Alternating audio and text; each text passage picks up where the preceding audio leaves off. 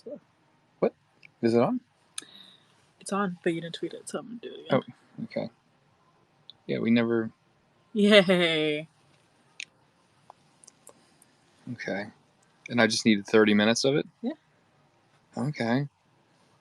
This is nice. Best of live audio. Oh, these are all people that are listening right now? Mm-hmm. And there's 700 guests right now. Okay. So if I hit... What do I do if I just hit boom? I don't know how to do this. Those are requests so people can join. So I'm going to hit... Okay, somebody can speak now. I don't know who I hit. Shariah. I requested her to speak. Shariah can now speak. Apparently you can now speak, Shariah. I hope this is...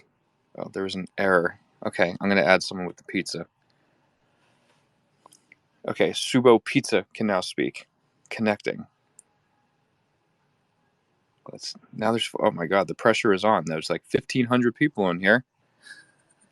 I'm just going to hit yes to a ton of people and see what happens. Hey, Charlie. Hi. Okay, so we got somebody. This is Adam, also known as the Best of Live Audio. This is amazing, Charlie. Oh, wow. Thanks for being here, Adam. I mean, it's no surprise that you're the best with live audio because you were the first one to figure out how to get your microphone working. I've never done this before. Oh my gosh. God! Hello. We're gonna get an interesting melting pot of people in here. Hi, Charlie. Hello.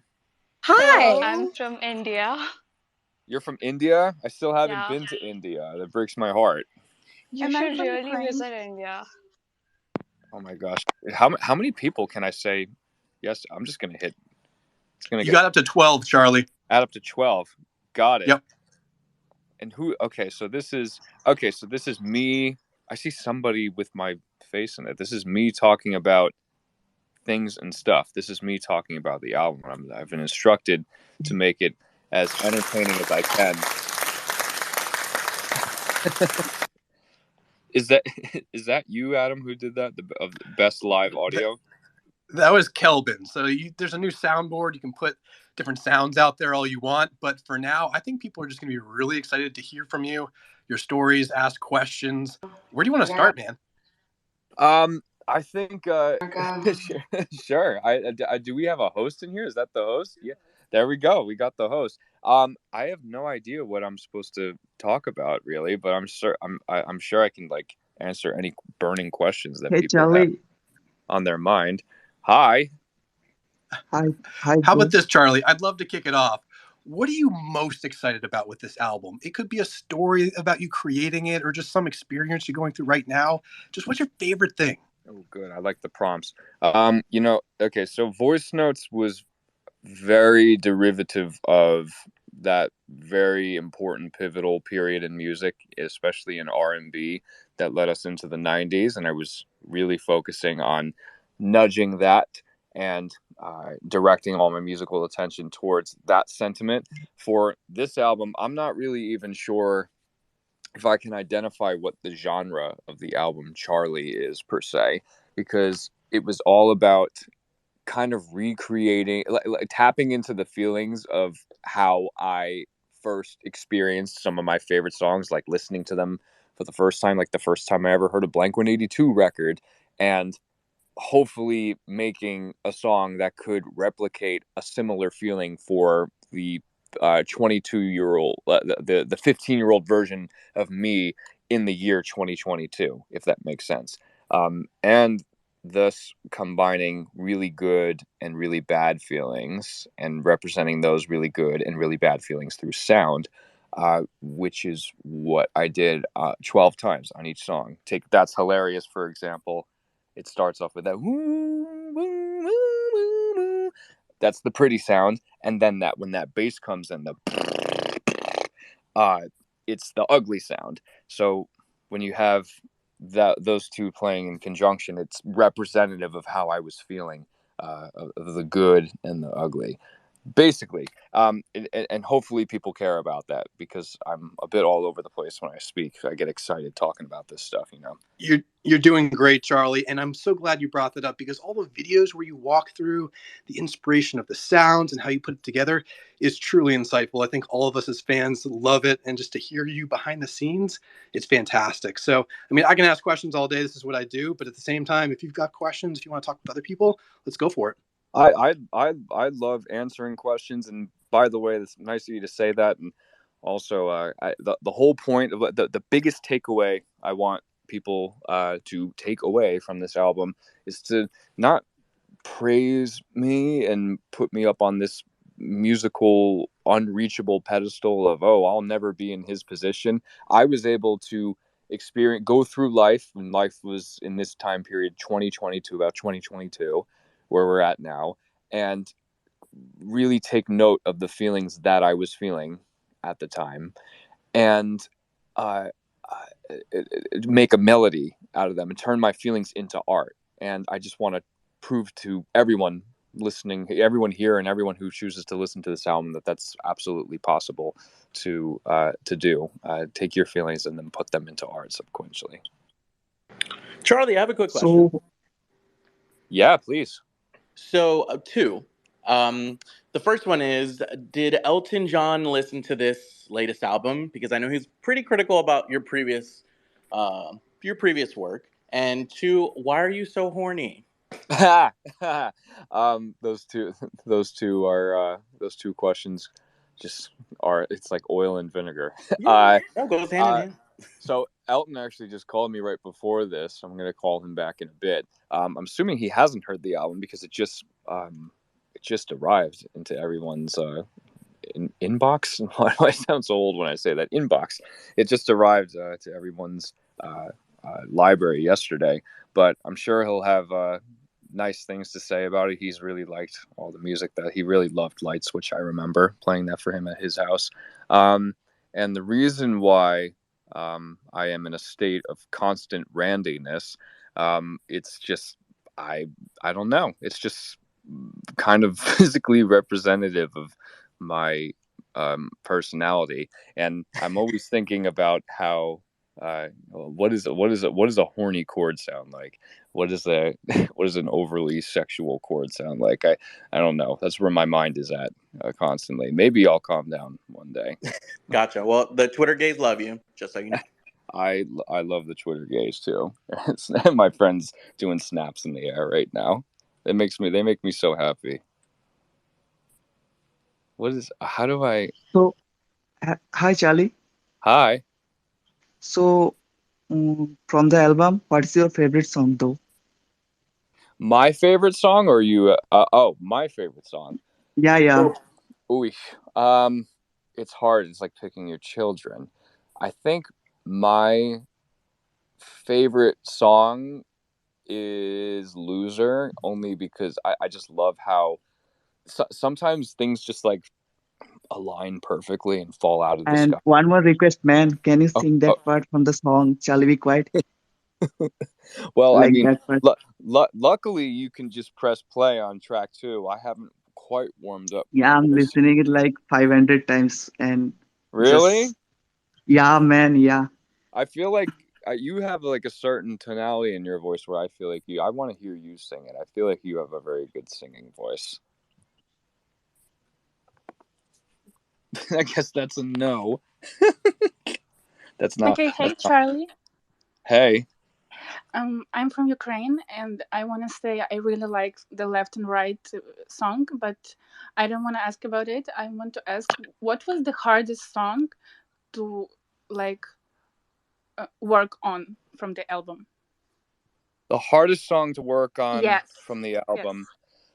Yes. I think the track 11. I don't think that I Like Her anymore was the hardest song because I had met with Travis Barker was playing drums, and I had never mixed live drums in my music before. I'm usually just adding samples on top of samples, but I really wanted that real life human drum feeling in the air all around it, because it just adds some humanism to it against the synthetic drums, and I had to do 6 different group layers of vocals.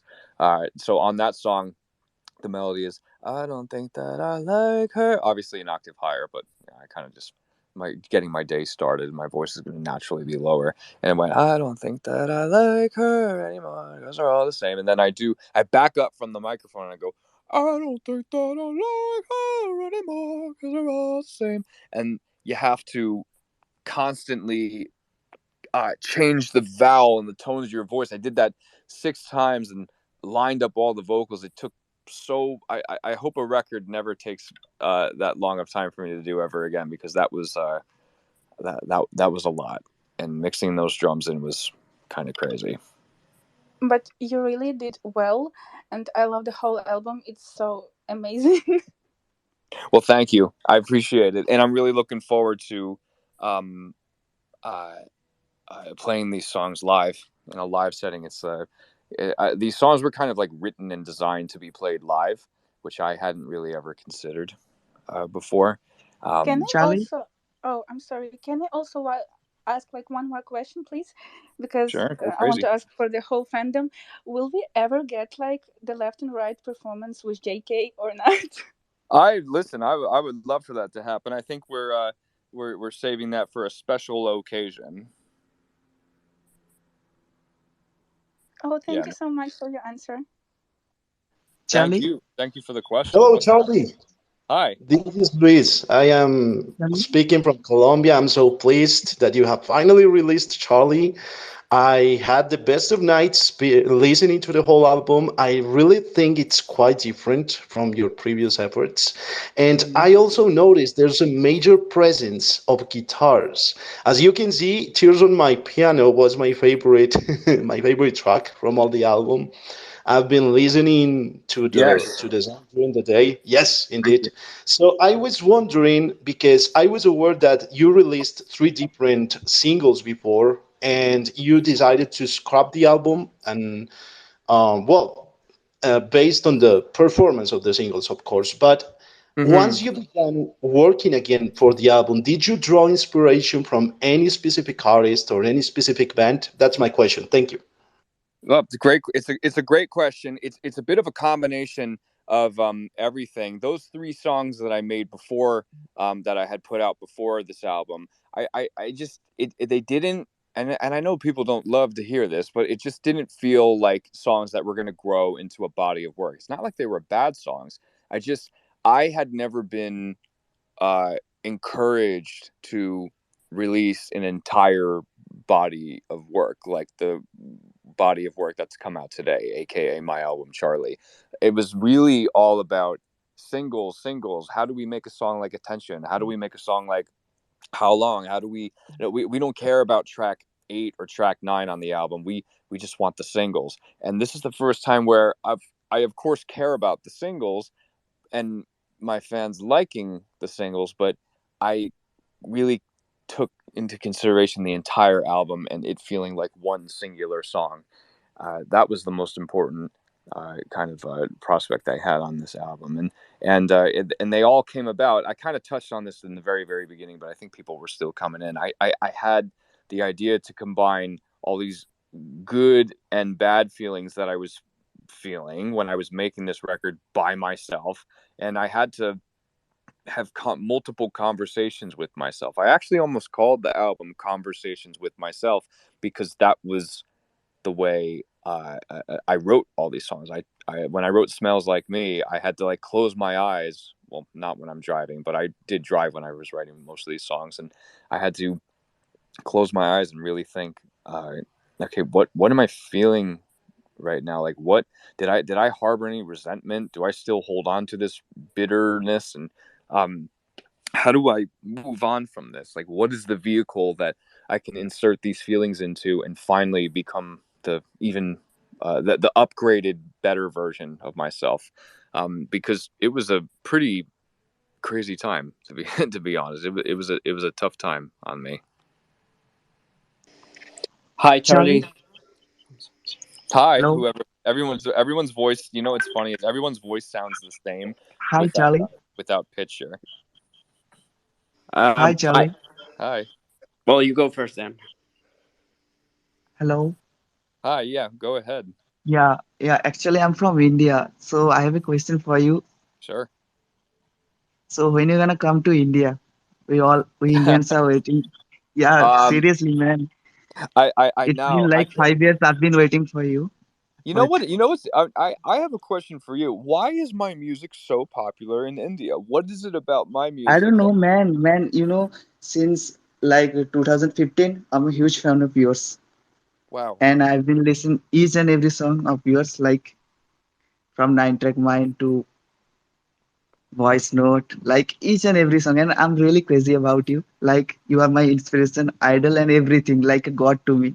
Oh, Even oh my I'm goodness. a kind of like very fond to music, and sometimes I try to write a song and all that. But it's all about you, man. You are my like everything for me, and we Wow. all Indians are Well, so listen, badly in love with that you. means a lot. But you know what I did Yeah, on yeah, this album? I focused on my feelings and emotions, and maybe I'll write something really crazy when I come to India. And you know what? I yeah. say Please, this please, man, please come to I say this yeah. in It's just interviews. I do love say this in to a lot of visit your interviews, but like concert and all that. I don't I realized that like one thing that I lost in the pandemic was the ability to perform in front of my fans, And and that if you okay. want, man, I can share some of my works. Like I don't know that much is great, but I love the love. Listen, yeah. How do I find you? What do I type in? okay. Can I say here in my tweets? If you want, can I share some of my tweets? Like Please. okay, man. He can. That is it's very nice. It's listen. It's very overwhelming for me to um receive like this like love and admiration. But like I listen, if it's any sort of inspiration, I don't do this to be praised. All I want to do is just inspire everyone in here and everyone and beyond to infinity and beyond. I'm trying to. How do I want to get some other people in here because Hi. I know. Hi, Hi, Charlie. hi. I have a question for you. Well, Yeah. actually, I have two questions. I do admire your work from a long time ago. Um, and I don't know, you kind of are my inspiration too. I do music as well, and it's very interesting to hear everything you have come up with, even your looks, the sound, and how you interact with the people. It's really cool. So my question here is, were there people, um, I know you have a featuring with BTS and Jungkook. Uh, was there someone else that you consider to be part of your album? Hmm. You know what's funny is I actually didn't even consider originally Left and Right was just all me, and Jungkook came into the picture when the album was basically done. Okay. And I originally was very hell bent on it being all about just no features. I always have features. I'm not anti feature, obviously, but um, I'm I just wanted this to be about me. But I then realized when I was listening to Left and Right that it could be a really special moment having someone else's perspective on what I consider to be a very like classic kind of obsession type of record that's of what's being sung lyrically. And Jungkook doesn't speak English, just like I don't speak Korean, but Mm-hmm. we're able to seamlessly communicate through means of melodic structure and chord changes. And Right. it's corny, but music is the universal language, and I was really happy to have him on this record for that reason. Oh, that's cool. And where someone else was considered to play a different song, like for example, Light Switch, did you consider someone to do a remix with you, Um, you know, or I did you got proposals? At least I'm sure you did. yeah, I definitely had a couple. I'm kind of like off the whole let's put 5 remixes out to a song Mm-hmm. from big DJs. I have nothing against big DJs, but I think it's so interesting. Like there was the punk rock remix of Charlie Be Quiet that I want to put out on Spotify, Apple Music, Amazon, everywhere. Um, I just think why not give uh, people who aren't as quote big of artists a chance to shine, because there are people blowing up nowadays who aren't even musicians. And I hear someone making a left-hand turn. I can tell that's a left-hand turn by the sound of the oh my god, the turn signal. You are gifted, man. Charlie, it's your favorite TikToker in the world. What's up, dude? What's happening, man? How you doing? I'm good. I am driving. That was left. I don't know how you knew between right and left, but that's amazing. Congrats. Yeah, Brew. I don't want to take too much. Handsome Brew. I could tell you were making a left-hand turn. Wow. Well, you tell me which road I'm on, I'll be even more impressed. Just you got some crazy skills. I was wondering, this is my question. I've heard some amazing fans in here who prepared way more than me, but what is your TikTok content going to be now that you are wrapped up with this album? What are you going to turn to? I'm going to just, I look back at some of the videos that I used to make, some of the cringeworthy content I used to make as a teenager, and the place that I would upload those videos to was YouTube. And even the video that I just put out for Loser, I'm looking at it, I'm like, this is me at 30 years old, and I used to make these videos, these same types of videos, these slightly comedic music videos at 17. This is just a video with a much higher budget now. I look at it the same way as TikTok. I'm always gonna have fun on the internet, is the way that I look at it, but I'm never gonna let it compromise my musical integrity. So I'm not like exactly gonna change like my style or stylistically or what I do to adhere to certain trends at the time. I'm just gonna kind of be in my bubble and use whatever it is. Maybe it's TikTok, maybe it's not, maybe it's something else that we don't even know about yet. I'm going to just use it as the vehicle to drive out my message to however many people I can get it towards. And that being said, I'll never make another album like Voice Notes. I'll never make another album like Charlie.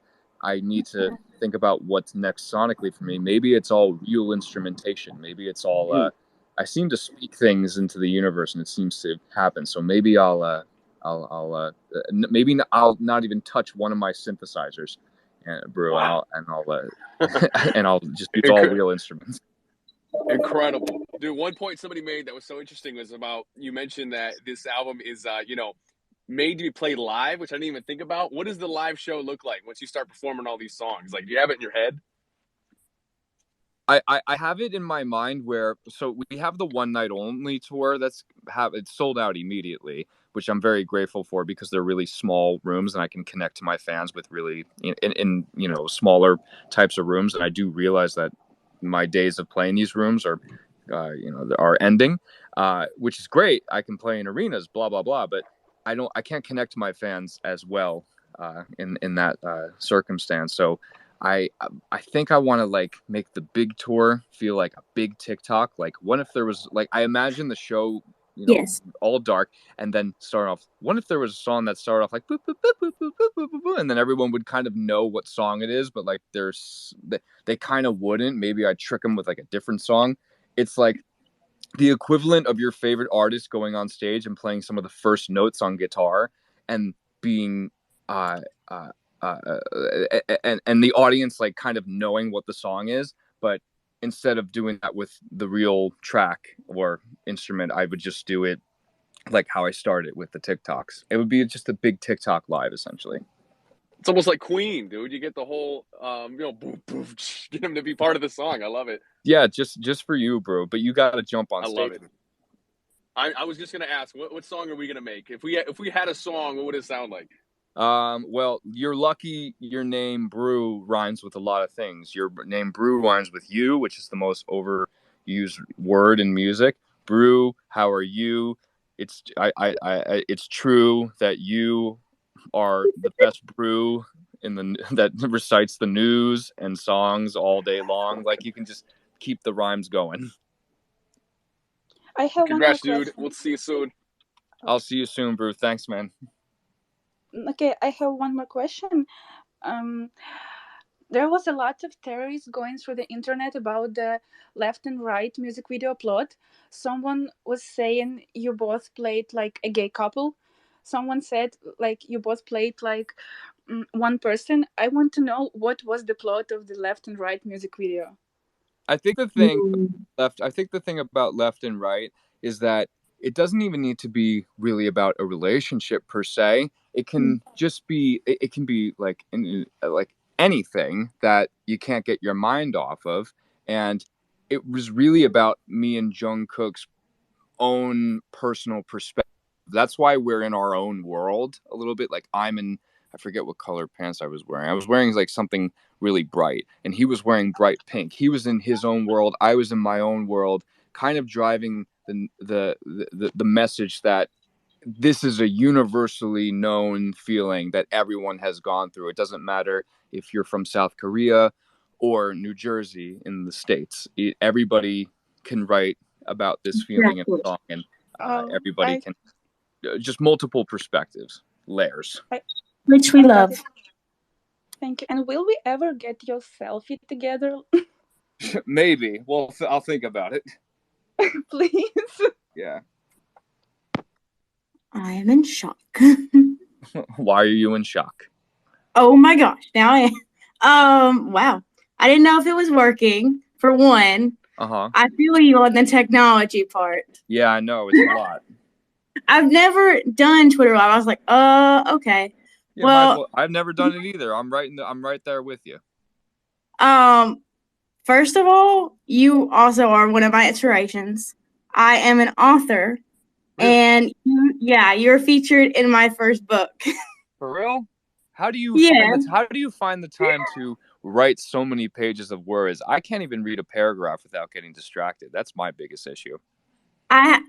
Big distraction. I'm not kidding. Like all the time. I'm editing my third book now.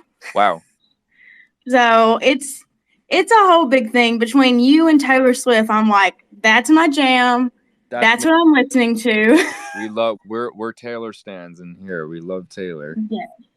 My husband this morning was like, I'm so glad we're not driving your car to work because I was going to be playing your album. Listen, I'm a big fan of Husband now. That's he has good taste in music. He does. He's like, why aren't you wearing your Charlie hoodie? I was like, because I didn't want to pull it over my head. But I do have that, and I have your pre-order coming. Hopefully soon. I'm so excited. That makes me happy. Well, what I do and what you do, what we both do, it's not that different from each other. We're both trying to emote a message and have it affect a lot of people. And I think that's a good place to end this. I really do appreciate all you, however many people are in here. Geez, a lot of people. I really appreciate you all being in here, and make sure you go get physical. My label wants me to let you know that it's important to get physical copies of this album, because it's just like, nobody sells those anymore, and it's a dying art form, and you might as well get as many as possible. I do appreciate all of you a lot, and I'm already excited to get back on the road and see how these songs translate in a live setting.